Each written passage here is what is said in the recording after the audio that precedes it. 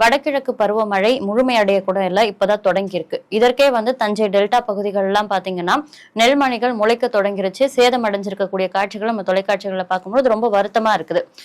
இதனை பார்வையிட்ட அதிமுகவின் பொதுச் செயலாளர் எடப்பாடி பழனிசாமி அவர்கள் ரொம்ப வருத்தம் தெரிவிச்சு திமுக அரசின் தோல்வி குறித்து பேசியிருக்காரு. இது குறித்து உங்களுடைய பார்வை என்ன சார்? இல்ல, நீங்க எடப்பாடி பழனிசாமி மற்றும் ஸ்டாலின் அவர்களுக்கு இடையே இருக்கிற அந்த ஒற்றுமையை பார்க்கணும்.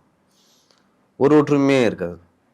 இரண்டு பேரும் வெவ்வேறு தளங்களில் செயல்படுபவர்கள். அதே போல வெவ்வேறு குடும்பத்திலிருந்து வந்தாங்க, பின்னணியை கொண்டவர்கள் அப்படின்னு சொல்லிட்டு நிறைய விஷயங்களை சொல்லலாம்.